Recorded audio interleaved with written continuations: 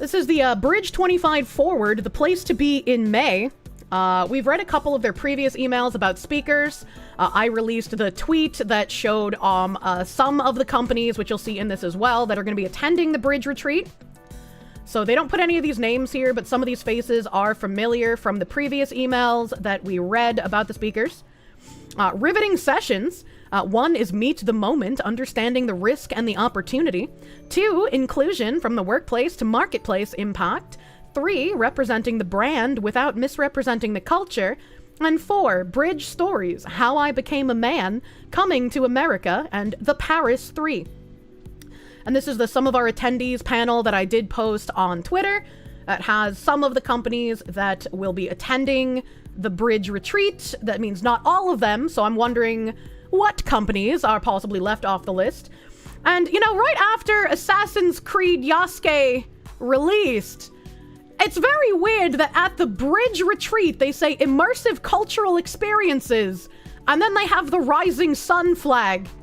I'm a little confused by what they mean by this, and there's no link here. So this is all I have to go on information-wise is just the Rising Sun flag. Why is this here?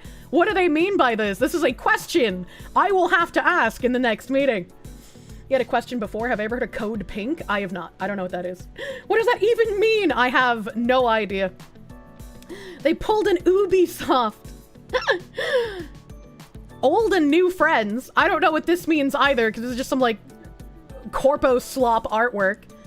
Unapologetically, indelible, determined, audacious, and then they show some of the partners that help in funding. So it's just a quick little email to show off why you should come to their Bridge Retreat. We have week 4 of the Project Forward weekly guidance. Led by Bridge, Project Forward is a cross-country initiative. I think this is the same every single week, so I don't need to read this again. We read that, like, the other day. Update on previously issued executive orders. For continued reference, these are the executive orders targeting DEI and LGBTQ+ protections that have been issued. It's Executive Order 14151, 14173, and 14168. As expected, things change by the minute with executive orders, lawsuits, and rulings. Last week, we issued late-breaking news around the National Association of Diversity Officers in Higher Education et al. Versus Trump, where the plaintiffs asserted the federal government was openly non-compliant and defiant of the court order enjoining provisions of the 3 executive orders. The following day brought a new ruling from the 4th U.S. Circuit Court of Appeals. The legal interpretation. On March 15th, in response to an emergency stay of the injunction filed by the government, the 4th U.S. Circuit Court of Appeals panel reinstated portions of Trump's executive order targeting diversity, equity, and inclusion programs and suspended the injunction issued by the lower court. While the decision from the 3-judge panel signals that the administration is likely to succeed in its February appeal... February? We're in March, baby. You even said March a couple sentences ago. What do you mean? Oh, I guess the appeal was filed in February, and then we're just waiting. It takes forever. I understand. My brain caught up, chat. The 2 judges appointed by former Democratic President Obama made a clear challenge to the orders could still prevail in the future. Notably, they all appeared to accept the government's characterization of the executive orders as narrow in scope. U.S. Circuit Judge Pamela Harris, an Obama appointee, explained why the challenge provisions do not, on their face, violate the Constitution. As the government explains, the challenged executive orders on their face are of distinctly limited scope. The executive orders do not purport to establish the illegality of all efforts to advance diversity, equity, and inclusion, and they should not be so understood.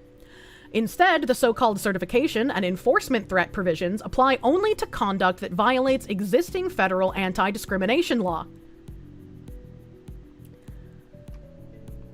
That's interesting, that the way that they phrase this, saying that the executive orders are not making all aspects of DEI illegal, only the ones that would go against existing federal anti-discrimination law. So, like, they're both admitting that there are parts of DEI that are probably doing things that are bad, but they're not technically illegal under current anti-discrimination law. And also, they were running afoul of anti-discrimination law previously. Sounds like a technicality. Yeah, it's a very funny way to word it. Additionally, the judges also appeared to be in agreement that there are still constitutional concerns that need to be addressed, and made the point that constitutionality of the executive orders themselves is separate from the constitutionality of how the executive orders are carried out. My vote to grant the stay comes with a caveat, added Judge Harris. What the orders say on their face and how they are enforced are two different things. Agency enforcement actions that go beyond the order's narrow scope may well raise serious First Amendment and due process concerns. And while this judge might have a point, and they might be being completely honest, it's interesting how the orders need to be taken 100% on their face and cannot have any sort of like wiggle room, like Trump wanted to be able to go after DEI under any name.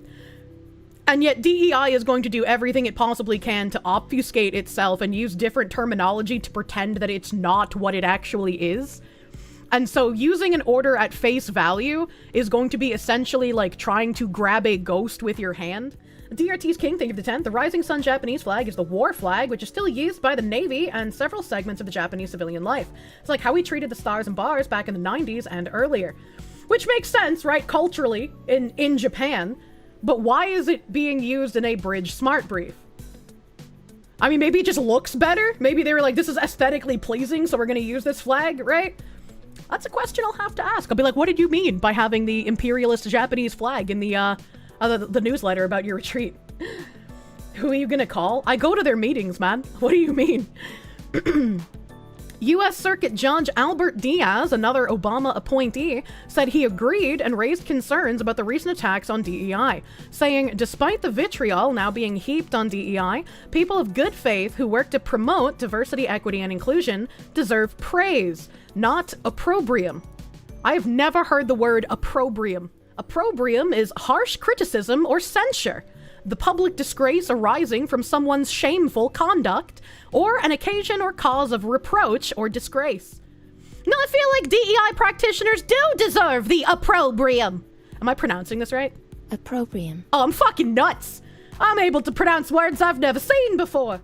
For when this country embraces true diversity, it acknowledges and respects the social identity of its people.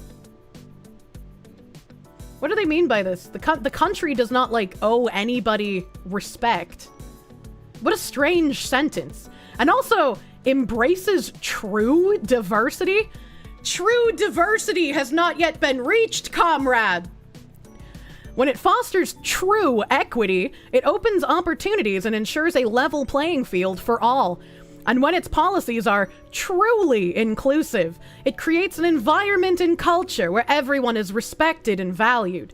What could be more American than that? Yes, comrade, I agree. The time for normalization is now.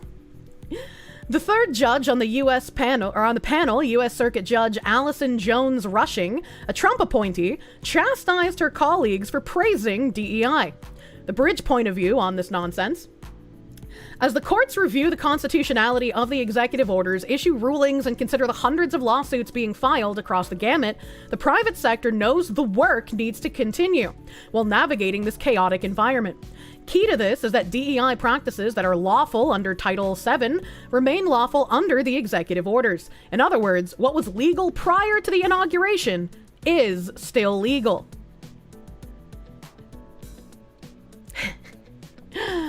Oh, that's right. All of you guys in the private sector don't even have to listen to this executive order nonsense. You can just keep doing what you're doing. In fact, you should be more like Costco and stop trying to go as underground because you're making people worried.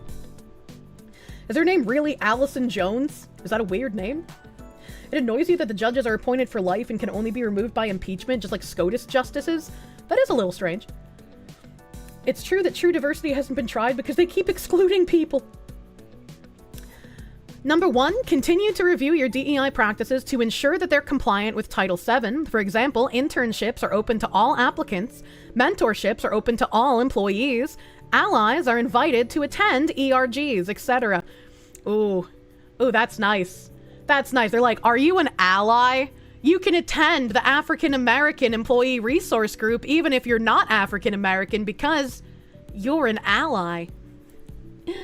The fat electrician did a great video for Costco too. Ooh. Number 2, there is a concern, as evidenced by the administration's alleged non-compliance and defiance of previously issued court orders, that this pattern of bullying and alleged disregard for the law will likely continue. What the fuck do they mean, bullying?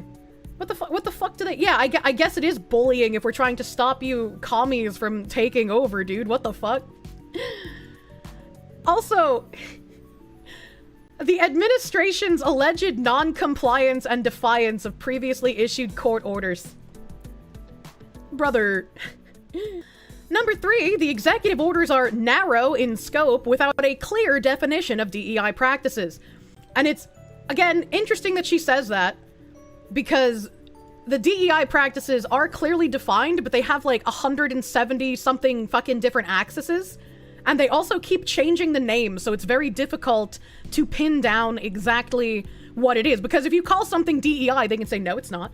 It's not DEI. This is just our people resource management, you know? Like, they could just lie about it. Clear as mud. Despite the attempt to reduce DEI to a single issue of race and gender, the true nature of DEI is a framework of practices that extend across the organization. Think about your organizational practices as laying the foundation for marketplace impact. These dumb, retarded conservatives, they think that DEI is just one issue, when actually we're trying to transform the entire organization. It's a framework of practices that involve everything you do at the company and at home. Those silly conservatives. That's not helping your case, lady. EEOC issues letters and DEI guidance. The overview is what to do if you experience discrimination related to DEI at work, and what you should know about DEI-related discrimination at work, and the letter to the acting chair, Lucas, March 18th, 2025. What the fuck is that? Andrea Lucas, acting chair, U.S. Equal Employment Opportunity Commission. Dear Acting Chair Lucas, the U.S. Equal Employment Opportunity Commission, EEOC, was established by Congress 60 years ago and charged with protecting workers from unlawful employment discrimination. As former officials of the EEOC who collectively have decades of experience in the positions of EEOC Chair, Commissioner, General Counsel, or Legal Counsel, we strongly support robust and even-handed enforcement of federal anti-discrimination laws to protect all workers of every background. Because we deeply respect the Commission's statutory authorities and its institutional reputation, we write to express our grave concerns about the public letters you recently sent to 20 major law firms. These letters appear to exceed your authority under Title VII of the Civil Rights Act of 1964. We therefore believe it is important to share these concerns with you immediately. Your letters request extensive information and imply a duty to respond without any basis in the laws that the EEOC enforces. As you know, the EEOC has no authority to require information from employees under Title VII, simply by the request of a commissioner. If you had a sufficient basis and evidence to believe that any of the recipients of your letters had engaged in discrimination in violation of Title VII, you would have had the authority to file a commissioner charge, signed under penalty of perjury, to begin an investigation. But Title VII does not authorize the sort of public demand for information encompassed in your letters to those law firms. Nor does Title VII require those firms to respond to your letter or permit EEOC to impose penalties on firms for declining to respond. So this is basically, to me, right? To me, this sounds like they're saying, you have no evidence that we legally did anything wrong, so you can't call for an investigation. And also you have no authority to ask us what we're doing, so you can see if an investigation needs to be brought. Essentially, this is a giant middle finger of a letter. Bullshit, you got caught in the cookie jar. They're saying you're not allowed to subpoena these firms. Should you have chosen to file a commissioner charge, the statute states that such a charge shall not be made public by the commission. 42 U.S.C. Section 2000E 5B. For that reason, you would not have been permitted to reveal the existence, target, or subject of your charge without violating Title VII's civil and criminal confidentiality provision. Title VII's confidentiality provision is a bedrock principle. In passing Title VII on a bipartisan basis, Congress made a reasoned choice that the Commission should pursue cooperative compliance with employment laws wherever possible, and thus deliberately prohibited the Commission from seeking to intimidate employers through public pressure before finding any discrimination that results in a court proceeding. The detailed information requests contained in your letters also raise significant questions under the Paperwork Reduction Act. To protect the American people against unduly burdensome information collections, the Paperwork Reduction Act provides clear procedural requirements that must be met before a government agency solicits information from 10 or more members of the public. These letters appear to circumvent those requirements. And this is why I was complaining about people the other day. Like, you're not going to win against communists if you are trying to follow everything exactly to the T, to the letter, and not trying to find any wiggle room and loopholes in ways to catch them in the dirty shit that they're doing. Because that's exactly what they do. You cannot fight people who lie by being, like, the better person. Because they're going to just use you and use your principles of honesty against you. Nice argument. Let's see you enforce it. It seems that these people don't know what authority derives from. They should read some Heinlein for a refresher. They're trying to use the law to stop MAGA. Pretty much, commies are gonna commie, man. More broadly, no single member of the commission, including the chair, has the authority to unilaterally change the EEOC's long-standing position on employers' diversity, equity, and inclusion efforts. As the EEOC has long recognized in commission-voted documents, employers' efforts designed to ensure that all employees have a full and equal opportunity to participate, contribute, and succeed in the workforce typically do not make or encourage decisions to be made on the basis of race or another protected characteristic. The EEOC brief for the EEOC as amicus curiae in Roberts versus Progressive Preferred Insurance Company, CV 1597 ND Ohio in February 22nd, 2024. I guess that's a court case they're citing. The EEOC Strategic Enforcement Plan, fiscal years 2024 through 2028, states that the EEOC will support employer efforts to implement lawful and appropriate diversity, equity, inclusion, and accessibility practices that proactively identify and address barriers to equal employment opportunity. And there is the fucking nail in the coffin. If the EEOC has specifically stated and made something in their enforcement plan, this is something that can exactly be used against the EEOC if they're trying to enforce getting rid of DEI. Since this is part of the EEOC's plan, the EEOC would have to completely redact everything about this. And I don't know if that's something that is going to happen. That's grounds for defunding it. That's really disappointing, just a little bit. I just focus on how they hindered people. Trump doesn't need to listen to any of the TROs or injunctions. We the people want his policies enacted. That's why we voted him in. That's why we voted him in. And like I said, when he got into office, I hope that he's not going to have quite as much trouble as his first presidency. Obviously, these people are going to put in place as many roadblocks as they can. But hopefully he has enough people to sort of jump over said roadblocks. They're trying to tie their protest to existing judicial precedent, but they don't realize what they're citing doesn't support their argument. I mean, most of the other stuff, correct, but like the EEOC having DEI, they're just like, how can you penalize us for having DEI while you have said that you are ensuring that we continue DEI? Bling. Help employers cultivate a diverse pool of qualified workers and foster inclusive workplaces. Section 9 of the EEOC's Guidance on Race and Color Discrimination, April 19, 2006, entitled Proactive Prevention, encourages employers to reduce the likelihood of Title VII violations and to address impediments to equal opportunity employment through proactive measures such as conducting self-analysis and enhancing outreach. They're just like, Mr. EEOC, you're literally telling us to do what we've been doing. How can you tell us to stop doing it? That's interesting. The Commission should vigorously enforce Title VII's prohibition against discrimination to protect all employees. It must do so, however, in accordance with the law and procedures established by Congress to ensure fairness and confidentiality during the Commission's administrative process. To preserve the credibility of the Commission, we request that you withdraw the 20 letters that you issued to law firms on March 17th, 2025. Sincerely, Charlotte Burrows, former chair and commissioner, Jenny Yang, former chair and commissioner, Jocelyn Samuels, former vice chair and commissioner, Chai Feldblum, former commissioner, Carla Gilbride, former general counsel, David Lopez, former general counsel, and Peggy Mastriani, former legal counsel.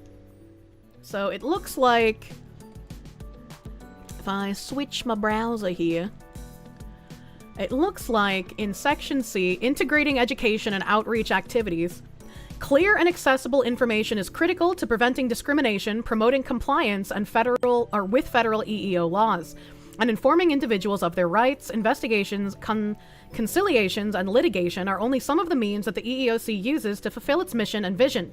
Education and outreach programs, I am failing at English today, as well as regulations, guidance, and training materials are also cost-effective law enforcement tools because they promote understanding of the law and voluntary compliance. That's, voluntary compliance is a weird way to explain education and outreach programs, I'm going to be real honest. To ensure the public has easy access to information and technical assistance from the EEOC, and that the agency is fully integrating the SCP priorities into its education and outreach efforts, the Commission adopts the following strategies. Providing up-to-date, accessible guidance on the requirements of employment discrimination laws. The EEOC's fiscal year 2022 to 2026 strategic plan recognizes the importance of preventing employment discrimination and advancing equal employment opportunity through outreach and education.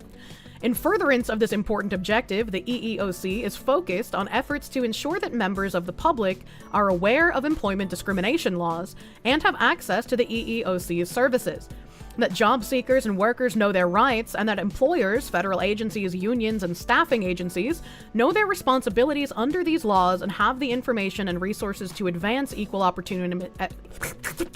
employment opportunity, prevent discrimination, and effectively resolve EEO issues.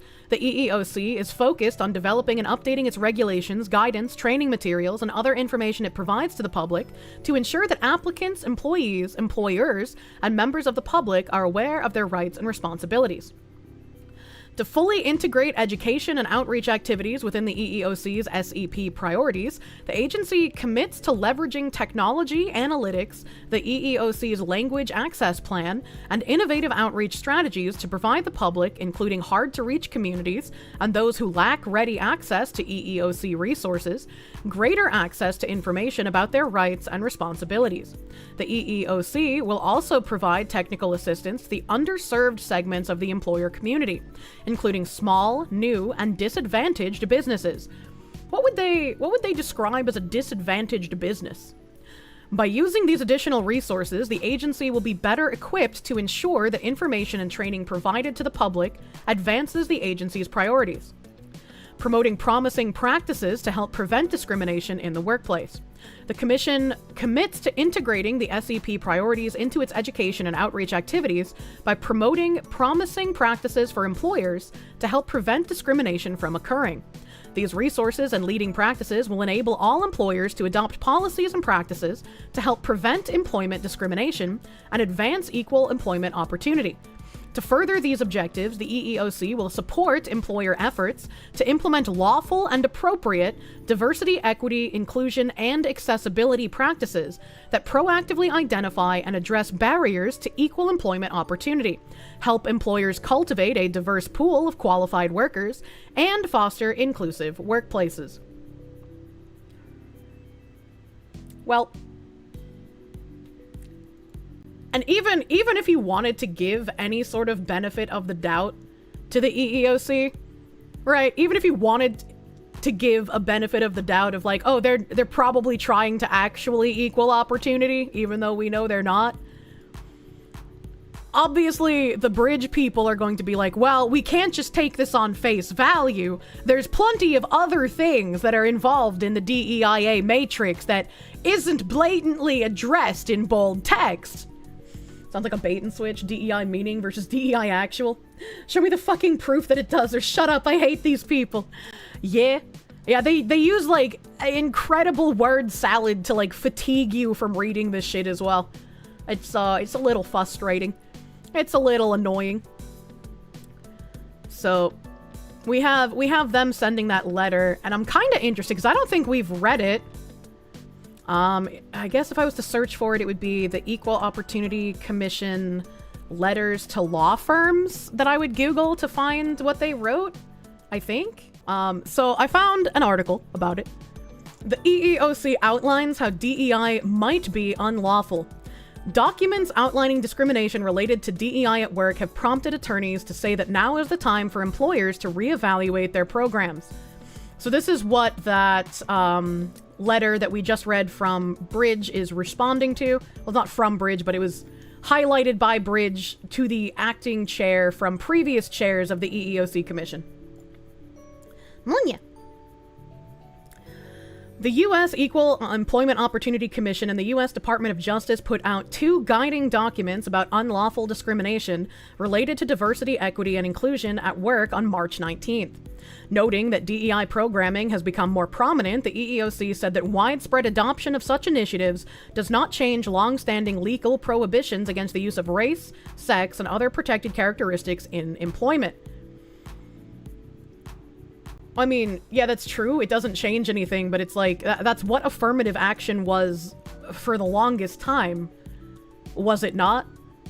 And so it's a little weird. I mean, I'm glad we got rid of affirmative action, but if DEI is just the next step further in what affirmative action was, but under a different name, like, it seems a little weird to say that, like, yeah, this was always illegal, but we let you do it for decades anyway. One technical assistance document, What to Do If You Experience Discrimination Related to DEI at Work, pointed to Title VII of the Civil Rights Act of 1964, outlining how DEI-related discrimination can appear through limiting, segregating, and classifying workers or engaging in harassment or retaliation based on sex or race. That's... Hold on, this was actually highlighted in the Bridge document as well. Yeah, in the overview in the email from Bridge, what to do if you experience discrimination related to DEI at work. So let me grab this link. So from the Bridge email, what to do if you experience discrimination related to DEI at work. This is from the EEOC.gov website. Title VII of the Civil Rights Act of 1964 prohibits employment discrimination based on protected characteristics such as race and sex. Different treatment based on race and sex or other protected characteristics can be unlawful discrimination no matter which employees are harmed. Title VII's protections apply equally to all racial, ethnic, and national origin groups, as well as both sexes. Before you can sue in federal court, you must first file a charge of discrimination with the EEOC. The U.S. EEOC investigates charges of discrimination and can file a lawsuit under Title VII against businesses and other private sector employers.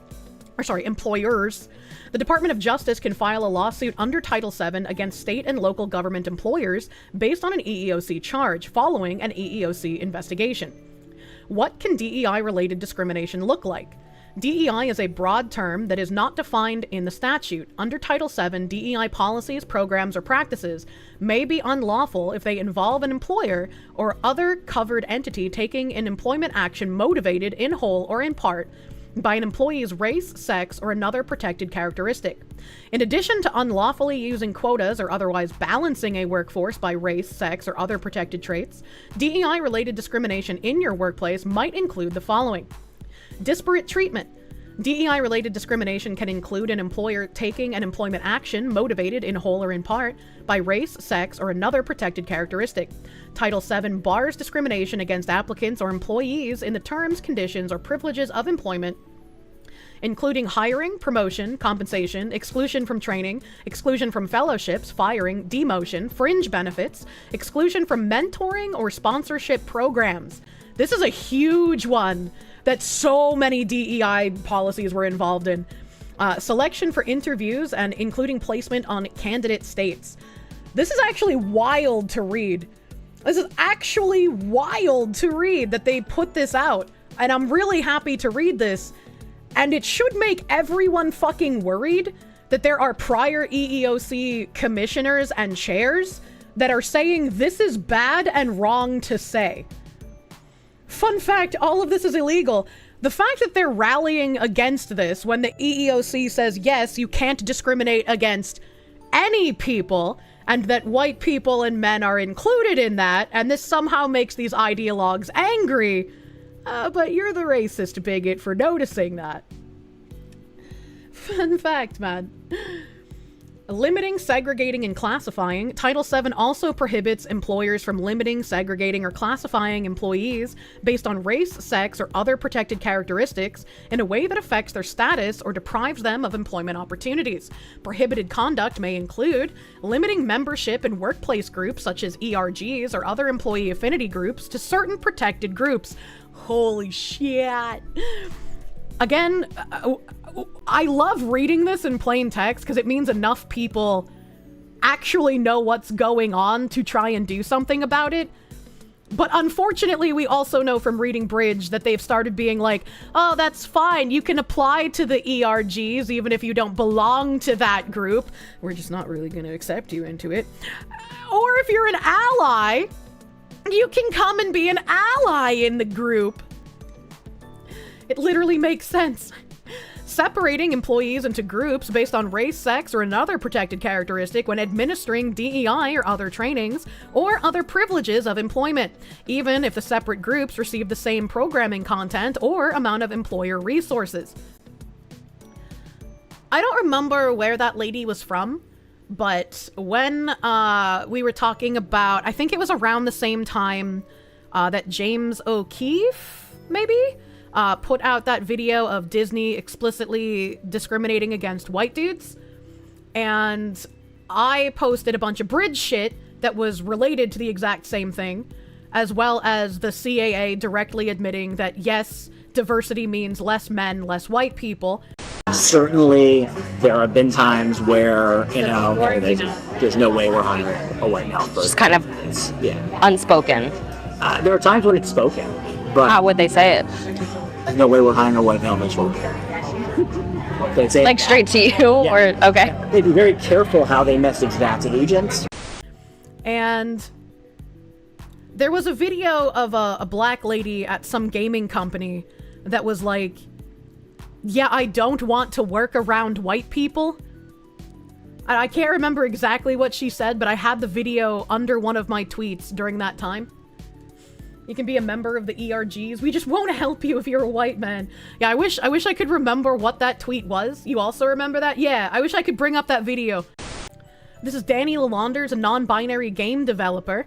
She was hired by Cliffhanger Devs to create a game based on Marvel's Black Panther. She says she doesn't hire white people because they're unsafe and it's hard to work with them, and only hires people of color. Is this Cliffhanger Devs' official policy?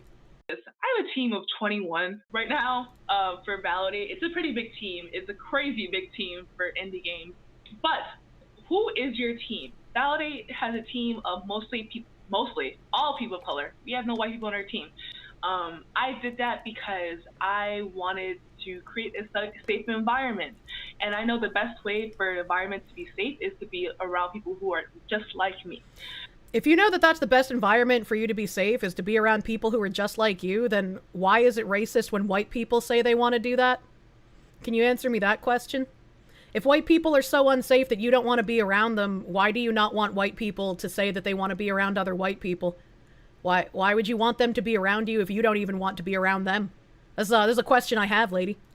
And I'm not saying that white people in the industry are creating unsafe environments. I'm not saying that. That is not what I'm saying. I am saying that sometimes it is hard to work with white people because they think that something made it okay, but it was really a microaggression. And no one wants to deal with that while they're trying to make a game that they love. I have a team. I was like, you know, sure, right? But like, if it's okay for you to say, I don't want to hire white people and I don't want to work around white people, could you have a team of developers saying, I feel more comfortable working with white people, so I don't want to hire anyone who's not white? Would that be okay, or would you want to campaign for that development company to lose their livelihood? She's just so plainly racist. Holy shit. Yeah, it's a little weird that she doesn't even realize what she's saying is discriminatory because she has been taught that you cannot discriminate against white people. So to her just saying like, yeah, my team has no white people and I purposefully don't hire them because I don't want to work around them. Like, this doesn't even register as something that is not only wrong, but also illegal, right? It can't be illegal because you can't discriminate against white people. They don't count. If you recall, some of the staff from Monolith are now at the studio after Warner Brother killed the Wonder Woman game at the studio. Oh, don't say that. Don't say that. I loved Monolith, man. They were the ones that worked on Xenosaga. It's only okay when they want an ethno-state.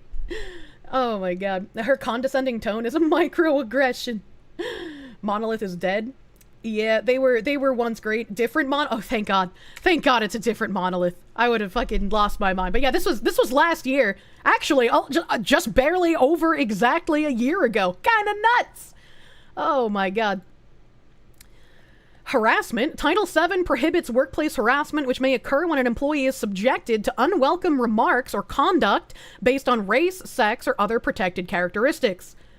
So all of those like DEI briefings that people have to take about unconscious bias and how, you know, white people need to be aware and race conscious so that they're not offending people at the workplace. You know, this wouldn't that, you know, fall under this? Would that fall under this? Because, like, why are you just assuming that the white person is, like, default evil, as it were? Harassment is illegal when it results in an adverse change to a term, condition, or privilege of employment, or it is so frequent or severe that a reasonable person would consider it intimidating, hostile, or abusive. Depending on the facts, DEI training may give rise to a colorable hostile work environment claim. This is nice. I don't know how anyone can read this and then go and agree with the DEI people who say that this is bad, right? The only way you can say that what the EEOC is saying here is bad is if you are someone who genuinely believes in, like, the victim point pyramid, where it is explicitly okay to discriminate against certain people. And it's like, if it is your opinion that it is explicitly okay to discriminate against certain people, then you should just say that instead of trying to use weasel word terms like equity. This entire letter is 100% accurate. How can you hate this? Because the whole point of what these DEI people are trying to do is discrimination. Retaliation. Title VII prohibits retaliation by an employer because an individual has engaged in protected activity under the statute, such as objecting to or opposing employment discrimination related to DEI, participating in employer or EEOC investigations, or filing an EEOC charge. Reasonable opposition to a DEI training may constitute protected activity if the employee provides a fact-specific basis for his or her belief that the training violates Title VII. And I think this is really important. Because a lot of people are afraid of speaking out against any kind of DEI stuff in their workplaces, because if they speak out, they may lose their job or they may be treated poorly until they quit their job. If you have DEI policies at your company and you want to do something to push back upon those policies and return your workplace, to a place of normalcy, I would say, when you get the DEI charges, when you get the DEI emails or workbooks or whatever your company is sending you, find the use case for how this is explicitly discriminatory. Say that you will not be participating in the DEI stuff they want you to do, and keep everything fully documented. Everything that happens to you from that point forward. And then I would say contact the EEOC if you notice a trend of discrimination based on you not wanting to participate in the DEI nonsense that your work is doing. Ironically, she's only well-spoken on a very surface level. Wanya? You've always spoken out on bad hires because that's what they are. I'm not even talking about bad hires, but a lot of people are forced to go through like anti-bias training or like weird discrimination training. If your company participates in these things, this should be something to keep in mind, that if your company does try to retaliate against you, you have an avenue to go against that as well. You can't stand the yearly training. Yeah, a lot of people like would rather just, you know, go through the training mindlessly, check off the boxes and just be like, here, I'm done, whatever, I don't got to think about it.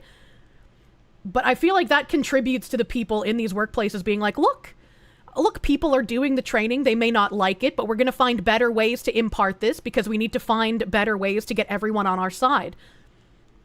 Do we have companies that will hire you if you send them the Joe Rogan, Alex Jones clip where he says, I'm retarded?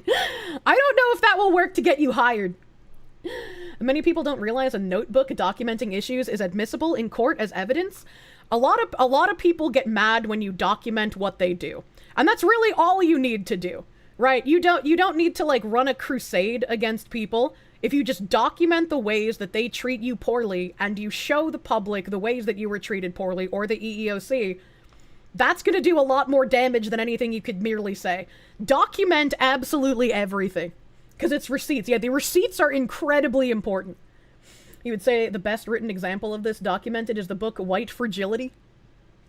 And just creating a paper trail is huge. Always create a paper trail. Who can be affected by DEI-related discrimination? Title VII protects employees, potential and actual applicants, interns, and training program participants. I think it's a little harder to prove the discrimination if you're not hired, right? Like, you'd have to have some sort of insider information to prove discrimination, I suppose, because that would be a lot more difficult than already being an employee and proving it. What should I do if I encounter discrimination related to DEI at work? If you suspect you have experienced DEI-related discrimination, contact the EEOC promptly because there are strict time limits for filing a charge.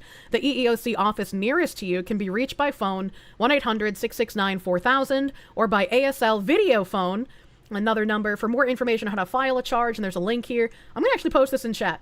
Because I think this is an amazing resource. Munya.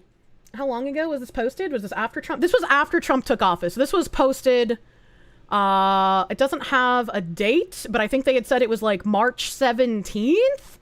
I want to say they said it was the 17th, was when the EEOC put out this information. Nice. Yeah, so this is very recent.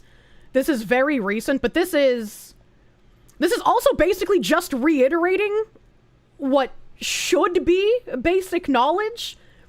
And I guess people who are like propagandized to believe that DEI is good and not discriminatory will be like, well, this makes no sense. But I'm glad this is here in plain text, especially, again, this retaliation portion, because this means that like you guys, like average people, have a way to fight back against this in your actual jobs. And even if the DEI acolytes try doing something against you for being against it, you have a way to fight back against them. EEOC now gives whistleblower protections. Yeah, this is huge to have written in plain text. Absolutely massive. And especially because they give the resources very easily right here for people to contact them. You got retaliated against on Walmart for DEI BS. You left a report with corporate and just left. See, if we had this, like when you got retaliated against, if you had like all of the documentation, if you had that paper trail, I feel like you would have been able to do something. So like I genuinely want to impart to people, save everything. Save every paper trail you can, and always make sure, like, if they try to get you in a call, right? Fucking make sure you have things either documented in text, know your laws in your state about whether it's a 1 or 2 party consent recording state. If you're in a 1 party consent state, you can record your calls with the people at your place of employment. Get everything in writing, get everything recorded. You know, just know what your laws are and know that you have recourse against this DEI stuff. Oh man, the bridge meeting next week is going to be fucking fantastic after seeing this. This is going to be crazy. And cultivate being a vindictive motherfucker. I mean, I don't even think it's vindictive, right? This is just like, if you're being actively discriminated against, you shouldn't just be resigned to sit there and take it. Because, you know, you're like, oh, there's nothing I can do. I'm just one guy and this is a company and they'll just fire me and that'll be that. Right? Like now you should know for a fact the law is on your side to fight against that shit. Gonna keep the number on speed dial. You suspect your company is gonna push us into a DEI team building crap. Just paper trail everything. You gotta make sure you are ironclad. This is Castle Doctrine. Stand your ground for ideological protection. Abso-fucking-lutely. Absolutely. Back to the article. Our technical assistance document, What to Do If You Experience Discrimination Related to DEI at Work, pointed to Title VII of the Civil Rights Act of 1964. outlining how DEI-related discrimination can appear through limiting, segregating, and classifying workers or engaging in harassment or retaliation based on sex or race. In addition to unlawfully using quotas or otherwise balancing a workforce by race, sex, or other protected traits, disparate treatment related to the following is also illegal, the document noted. We already read these. While employers have long known of Title VII's application to employment actions like hiring, promotion, and compensation, Lucas's list of actions like exclusion from mentoring or sponsorship programs and exclusion from fellowships may indicate new targets for the agency. Additionally, under this new document, EEOC names employee resource groups as potentially illegal, particularly if they limit membership based on a protected characteristic, in a way that affects employees' status or derives them of employment opportunities.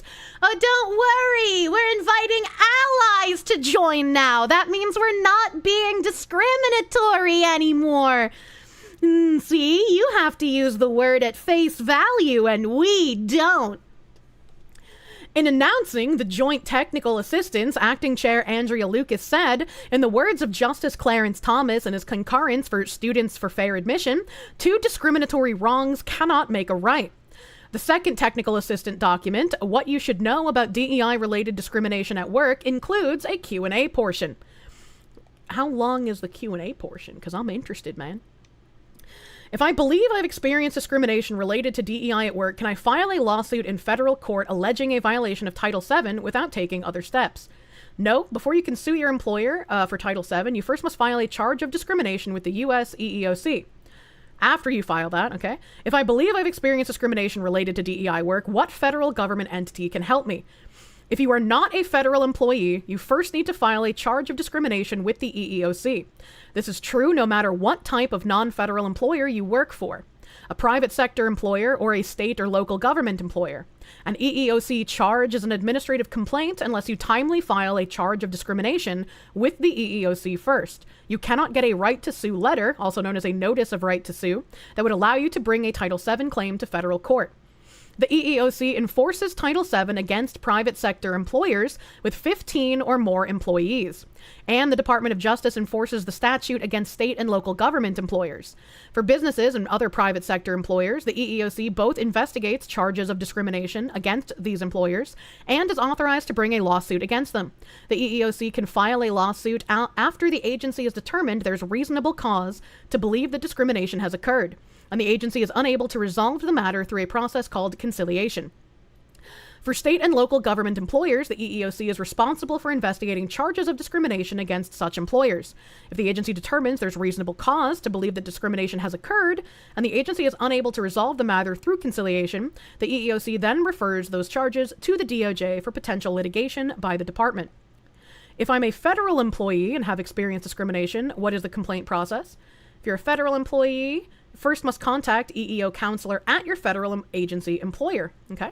Do Title VII's protections only apply to individuals who are part of a minority group, such as racial or ethnic minorities, workers with non-American national origins, diverse employees, or historically underrepresented groups, women, or some other subset of individuals? No. Title VII's protections apply equally to all workers. Different treatment based on race, sex, or another protected characteristic can be unlawful discrimination, no matter which employees or applicants are harmed. This has been the long-standing position of the EEOC and the Supreme Court. The EEOC does not require a higher showing of proof for so-called reverse discrimination claims. The EEOC's position is that there is no such thing as reverse discrimination. There is only discrimination. The EEOC applies the same standard of proof to all race discrimination claims, regardless of the victim's race. This is a fucking beautiful thing to read in Year of the Clown World. Like, actually reading something that is common sense and should be the way everyone thinks. That is such a fucking relief to read, man, please. It's so gross that there are people that are against this. How do they not understand that being against this is what makes you a racist or a sexist or some kind of ist, right? Like, how is this not connecting in these people's brains? A reason to not black pill. We're getting white pills today, chat! Fuck them! Oh, that's wonderful. Are only employees protected from DEI-related discrimination at work? No, Title VII protects employees, applicants, and training or apprenticeship program participants. Title VII may also apply to interns. Depending on the facts, interns may be covered as employees, as applicants, or as training program participants. A charge of discrimination may be filed with the EEOC by any person claiming to be aggrieved. Additionally, a charge can be brought on behalf of an aggrieved person by a third party, such as an organization. Finally, a commissioner of the EEOC may bring a charge. Are only employers covered entities under Title VII, that is, entities which must comply with Title VII's prohibition on discrimination? No, Title VII applies to employers with 15 or more employees, employment agencies, including staffing agencies, entities which operate training programs, including on-the-job training programs, and labor organizations like unions. Employers can be liable for the actions of their agents, including recruiters and staffing agencies. When is a DEI initiative, policy, program, or practice unlawful under Title VII? And I think this is exactly what we read in the other article. I guess it's a little bit expanded.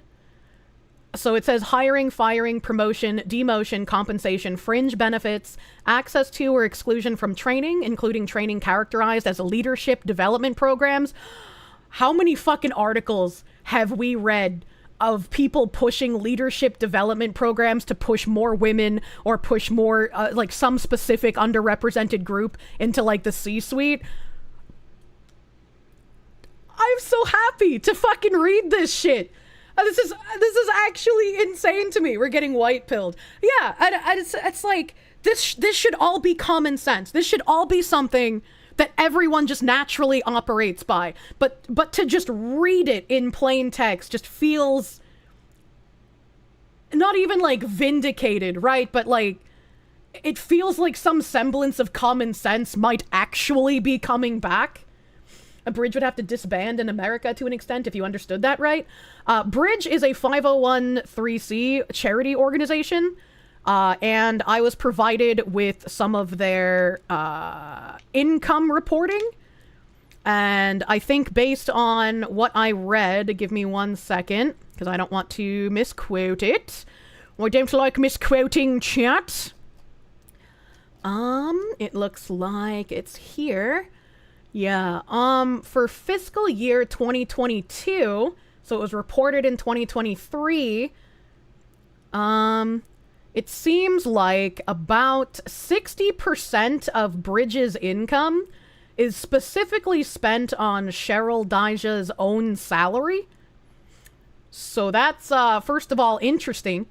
Second of all, I'd like to see their tax filings for years after that and see where more money is going and also where money was funding them from. So hopefully we can find a bit more paper trails on their tax filings in that regard. The best kind of nonprofit share. Yeah, just like Black Lives Matter. Imagine the Marxist acolytes that want to change culture imagine themselves as the elite ruling class. Access to mentoring, sponsorship, or workplace networking at networks. Internships, including internships labeled as fellowships or summer associate programs. Which I also like that they are including other names for internships to make it slightly more difficult for Bridge to figure out language to change internship to. I'm sure they're still gonna try, but you know. Selection of interviews, including placement or exclusion from a candidate slate or pool, job duties, or work assignments. That's a major fucking one. The fact that they're including job duties or work assignments in ways that you can be discriminated against by DEI policy, that is huge. That is massive, because this is what's going to be like the average Joe's experience with DEI discrimination. This is going to be like the largest one. And Title VII also prohibits employers from limiting, segregating, or classifying employees or applicants based on race, sex, or other protected characteristics in a way that affects their status or deprives them of employment opportunities. This prohibition applies to employee activities which are employer-sponsored, including by making available company time, facilities, or premises, and other forms of official or unofficial encouragement or participation, such as employee clubs or groups. In the context of DEI programs, unlawful segregation can include limiting membership in workplace groups such as ERGs, business resource groups, or other employee affinity groups to certain protected groups. unlawful limiting, segregation, or classifying workers related to DEI can arise when employers separate workers into groups based on race, sex, or another protected characteristic. When administering DEI or any trainings, workplace programming, or other privileges of employment, even if separate groups receive the same programming content or amount of employer resources. Can an employer excuse its DEI-related considerations of race, sex, or another protected characteristic, provided that the characteristic wasn't the sole or deciding factor for the employer's decision or employment action? No. For there to be unlawful discrimination, race or sex, or any other protected characteristic under Title VII does not have to be the exclusive reason for an employer's employment action or the but-for deciding factor for the action. An employment action is still unlawful even if race, sex, or another protected characteristic was just one factor among other factors contributing to the employer's decision or action. Doesn't this kind of completely destroy the already false equivalency of the two exact candidates kind of thing? Where they're just if you have two exact candidates, you should be hiring the woman or the minority. Doesn't that just kind of completely destroy that? Trump fixed EEOC policies against DEI. Yeah, we're reading white pills right now. Today is a day for winning. Can an employer justify taking an employment action based on race, sex, or another protected characteristic because the employer has a business necessity or an interest in diversity, including preferences or requests by the employer's clients or customers? This makes me think of, again, the Sherm speech, where the Sherm guy was basically just maybe we've been a little bit too divisive to those white guys. We need to get the white guys on our side if we're going to actually finish transforming culture. No, employers violate Title VII if they take an employment action motivated in whole or in part by race, sex, or another protected characteristic. Title VII explicitly provides that a demonstration that an employment practice is required by business necessity may not be used as a defense against a claim of intentional discrimination. And I think this is an important line, because Cheryl Dyja's entire bridge shtick was DEI is not just a moral imperative. DEI is a business practice that must be operationalized at every level of the industry. And if you're trying to embed it in every area of your company, you cannot use that this is a necessary business practice as a defense for discrimination. Oh, I love that. In particular, client or customer preference is not a defense to race or color discrimination. Basing employment decisions on the racial preferences of clients, customers, or coworkers constitutes intentional race discrimination. Employment decisions based on the discriminatory preference of clients, customers, or coworkers are just as unlawful as decisions based on an employer's own discriminatory preferences. Which, again, is really fucking weird. If I had a preference for, the race of the doctor I was going to see, or the race of the nail technician I was going to see, I wouldn't call the place and be like, hey, I want to make sure there's going to be no white people here when I come in, right? If I go in and I find someone who is the race that I want to be working with, I would just repeatedly ask for that one person. Because as a customer, that's my right. Right? And it's not my right to make the company do any of that sort of decisions. Title VII allows employers to raise a bona fide occupational qualification as an affirmative defense in very limited circumstances to excuse hiring or classifying any individual based on religion, sex, or national origin. The exemption applies where religion, sex, or national origin is a bona fide occupational qualification, reasonably necessary to the normal operation of that particular business or enterprise.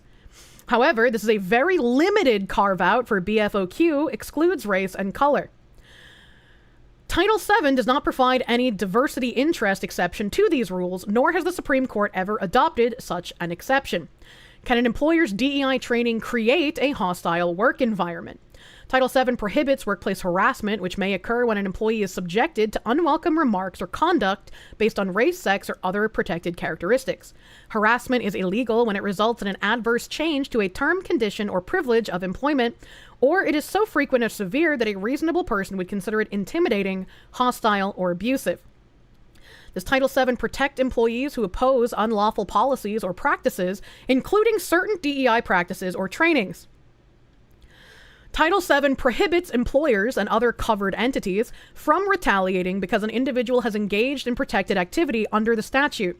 Generally, protected activity consists of either participating in an EEO process, such as an employer or EEOC investigation or filing an EEOC charge, or opposing conduct made unlawful by Title VII.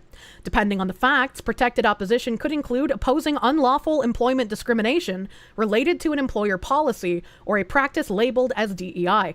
As previously noted by the Commission, courts have upheld that opposition to DEI training may constitute protected activity if the employee provides a fact-specific basis for his or her belief that the training violates Title VII. Document everything, chat. Paper trail, everything, chat. And this is just their sources for all of that stuff.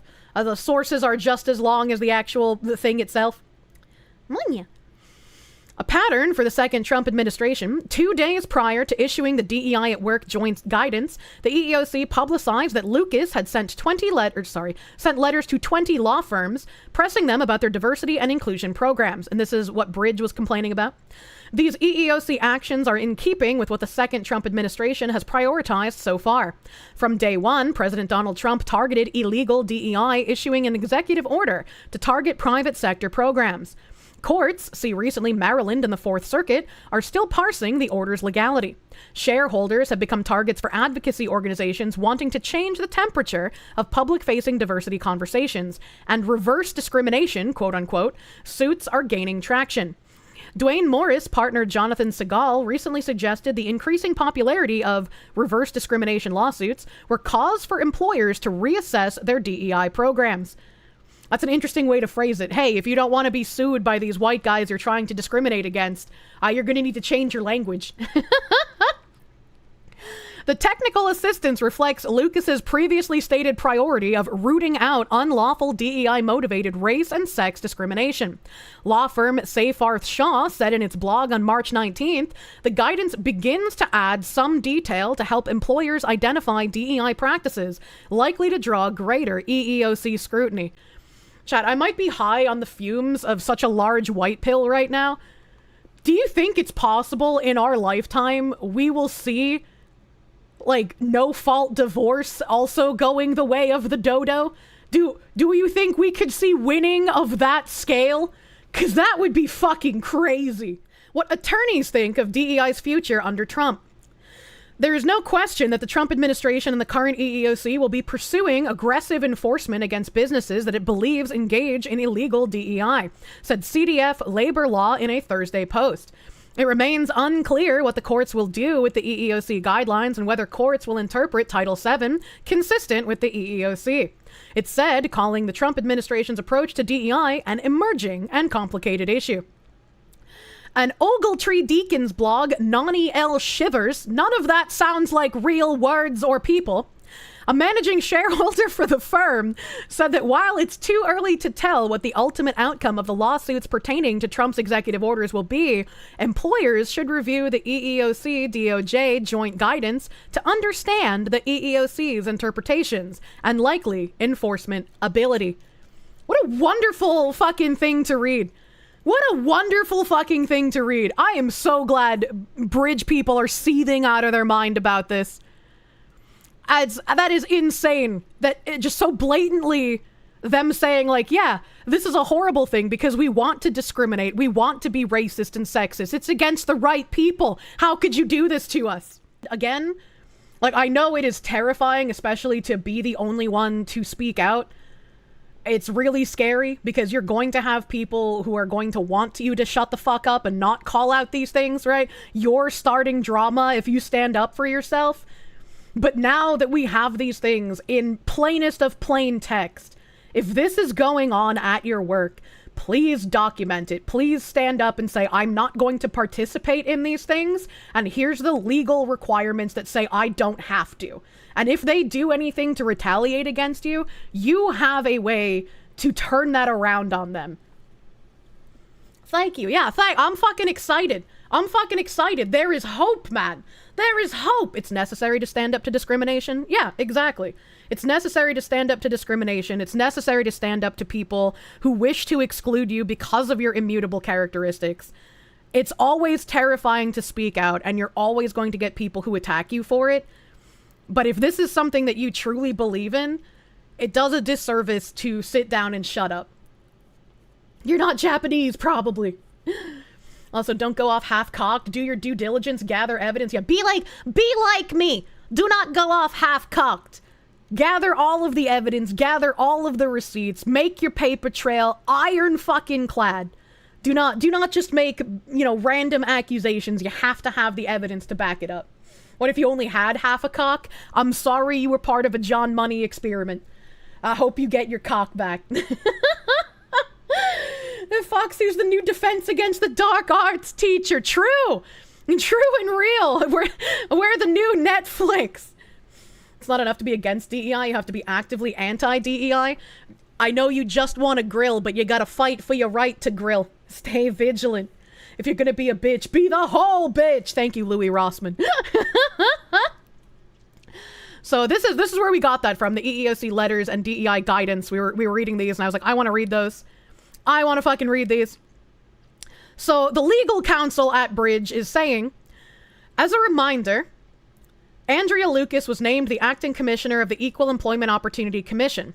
The EEOC is the federal agency charged with enforcement of Title VII of the Civil Rights Act of 1964, which prohibits discrimination in employment on the basis of race, color, sex, national origin, or religion.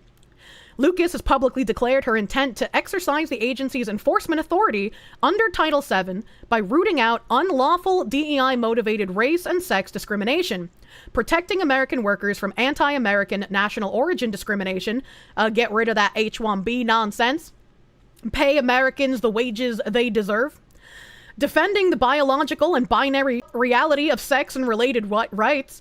Women are real. Trans women are not real women. This is not bigoted to say.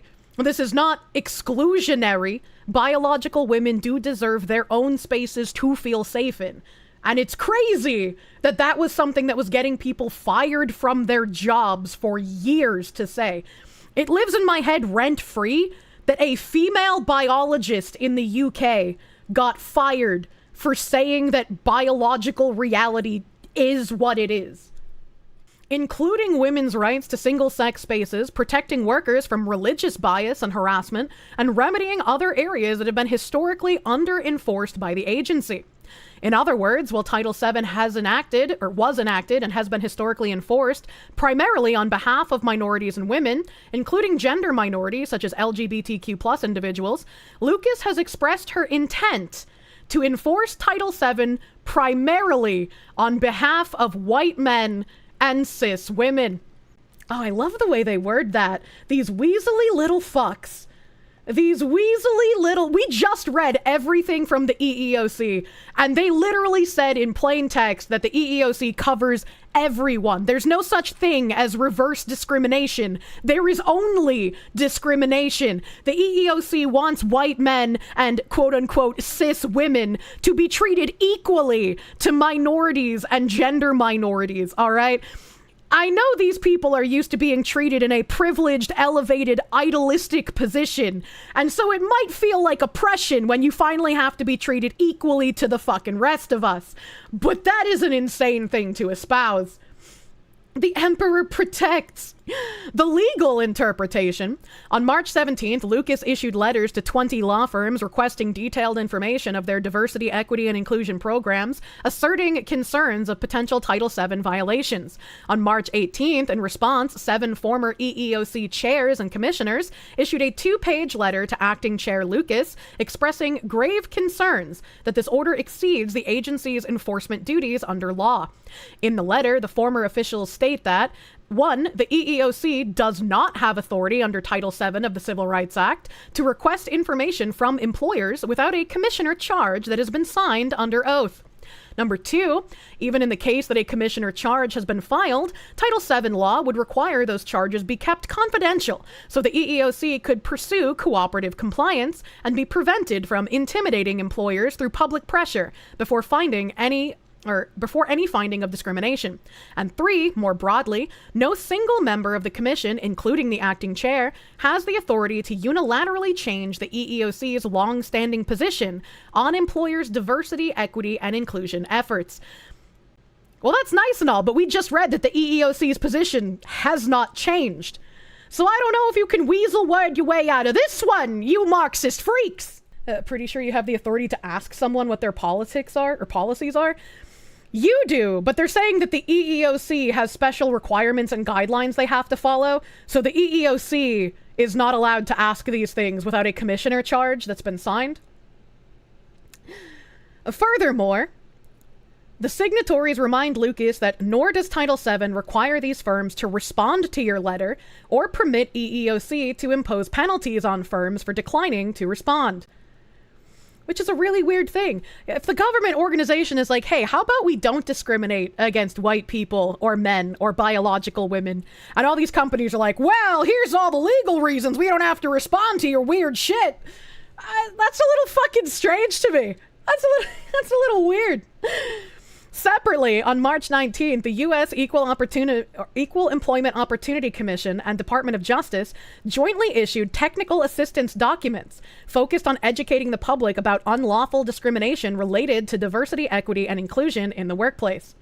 The first document, issued jointly by the Department of Justice and the EEOC, entitled What to Do If You Experience Discrimination Related to DEI at Work, encourages individuals to file charges of discrimination with the EEOC if they believe they have experienced DEI-related discrimination. I also encourage you to do that.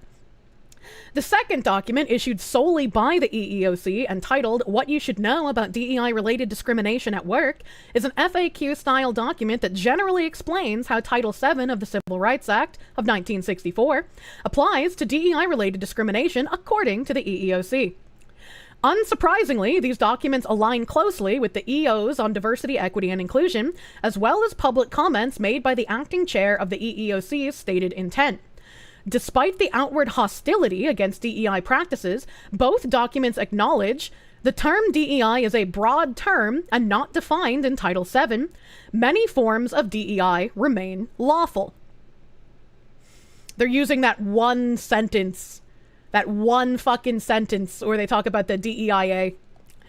These documents, while not enforceable by law, begin to reveal how the administration is interpreting DEI, specifically as it relates to workplace practices. They're literally pulling the actually card. Yeah, they really are, dude. Outlining potential DEI-related discrimination claims as follows. Exclusion from mentorship, fellowship, internship programs. Spicy cat raid. Based on protected traits. Motherfucking creamsicle. Thank you for the raid. I fucking love creamsicles. They're so tasty. Welcome raiders. Welcome raiders. Limiting who can join employee resource or affinity groups based on protected traits. Segregated presentation of trainings, even where the offerings or benefits provided to all participant groups are the same. DEI trainings that create a hostile work environment based on content, design, or execution of the training. Retaliating against workers who oppose DEI programs or trainings. Selection for interviews, including placement or exclusion from a candidate slate or pool based on protected traits, e.g. the Rooney Rule. That's an NFL thing, right? DEI policies, programs, or practices may be unlawful if they involve an employer or other covered entity taking an employment action motivated in whole or in part by an employee's race, sex, or another protected characteristic. The documents also detail how to file a charge of discrimination with the EEOC, who may file a charge, and the entities that charges may be potentially filed against. The bridge point of view on all of this. These technical assistance documents are the first glimpse into the narrow view of how DEI is being defined by the administration, with a sole focus on workplace practices. They also provide ways that both the private sector and federal employees can mitigate risk by evolving their practices, notwithstanding that what has been outlined would likely have already been considered by skilled DEI practitioners. It allows for nuances to be clarified and adjusted. Ooh. How delightfully evil of them. This is literally just like, look, man, skilled DEI practitioners already would have known that some of this was dangerous legal territory, so they knew how to discriminate even more subtly, and we're going to continue doing it. It is also critical to understand that, like the executive orders, these documents do not create new legal standards and cannot be enforced as rule of law. 1, as stated many times, review your business practices to ensure they comply with federal law. Take into account nuances to mitigate risk. 2, comprehensive diversity, equity, and inclusion practices extend beyond a workplace-only focus and can create significant marketplace impact. And part of that marketplace impact, again, that we've seen in multiple interviews with not just Cheryl Dijja, but also other industry HR reps and professors on the DEI After 5 channel, they say that part of embedding DEI in your business practices is not just to have your employees take part and to learn and be educated and become part of that. You want your employees to take that home with them. You want them to be having these discussions at the dinner table, and that's how you end up making an impact on your culture. In fact, inclusion as a business practice presents a proven, tangible, and transformational opportunity for companies to accelerate their growth and future-proof their business. Inclusive organizational practices lay the foundation for building inclusive brands and companies. Placing inclusion at the center of how you develop and adapt products allows you to serve growth communities. That's true. Focus on inclusion, because inclusion isn't a poisoned word yet. Everyone loves to be included, right? You wouldn't be wanting to exclude someone from a group, right? That would be a bad thing. Inclusion influences the way your brand shows up in the market, from customer experience to media and creative. When evaluating your training programs, you need to remain mindful of complying with individual state and city training requirements around the country, including in locations such as New York, New York City, Illinois, and California. These locations mandate annual trainings on topics such as sexual harassment, discrimination, and bystander intervention. Additional resources: the country's biggest law firms are largely sticking with DEI despite the president's attacks. Interesting. The country's biggest law firms are largely sticking with DEI despite the president's attacks. While the Trump administration has threatened private companies that continue to pursue DEI, law firms don't appear to be backing down. I've had my BGM off almost this whole time. I don't remember when I turned that shit off. In the less than 60 days since President Trump took office, his administration has made multiple threats against companies that continue with DEI initiatives, including an executive order targeting one of the largest law firms in the U.S. For now, though, it appears that America's biggest law firms aren't changing course. And one expert told HR Brew that it's because they know their practices are lawful. Catch up, Trump last week issued an executive order against the law firm Perkin Coie in an attempt to strip its employees of security clearances and work with government contractors. The president cited the firm's DEI practices, along with its work with Hillary Clinton's presidential campaign, as the main reasons for the executive order. Legal experts warned that Trump is setting a dangerous precedent by going after a private company. I don't think pulling a private company's federal funding is setting a dangerous precedent. I think that's actually kind of okay. And on March 12th, a judge temporarily blocked the executive order, NPR reported. The U.S. district judge overseeing the case said that the order likely violates the firm's First, Fifth, and Sixth Amendment rights. The judge said the order is meant to intimidate lawyers at Perkins Coie, which had already lost business and clients in the last week.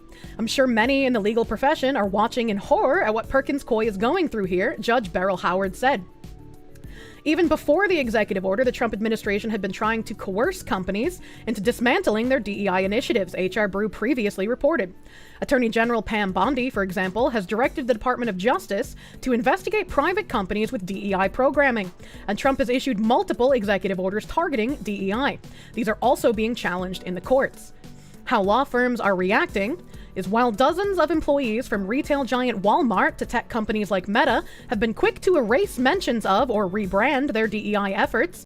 I'm glad this place is being honest about them rebranding and not getting rid of it. The biggest law firms in the country appear to be going in a different direction. HR Brew examined the websites of 15 largest U.S. law firms and found the majority still showcase their DEI initiatives. Just 3, Kirkland and Ellis, Latham and Watkins, as well as Sydney Austin, have removed DEI language, with all having made the change in the last few weeks, according to our analysis. All right, but removing the DEI language doesn't necessarily mean that they're removing DEI, just like you said earlier, possibly removing public-facing mentions of it. The other 12, including DLA Piper, Baker McKenzie, and Skadden, ARPS, Slate, Megan, and Flom, prominently feature diversity and inclusion and share evidence of their efforts, including employee resource groups, demographic data, and leadership programs. Just because an executive order says illegal DEI practices does not deem DEI illegal. Cheryl Dijja, founder and CEO of the trade organization Bridge, told HR Brew, noting that the executive orders do not negate the Civil Rights Act, other anti-discrimination laws, or constitutional amendments. Obviously, legal companies know that right. Law firms know that because they are much more familiar with constitutional law than any of us are. I've heard of her! I recognize that bulge! Just because it's illegal doesn't mean it's illegal. I mean, they're gonna keep trying to push this shit, but I mean, I feel like we've gotten a definitive white pill today in what the EEOC has said and given us as far as resources go. Good God, man. The executive orders are using those laws to crack down on DEI discrimination? Yeah.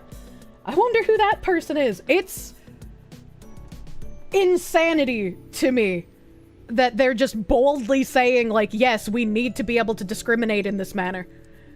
They can look at something that says the EEOC wants to apply this equally to all people, and they're like, no, that's a bad thing. That's a bad thing. We must be allowed to discriminate.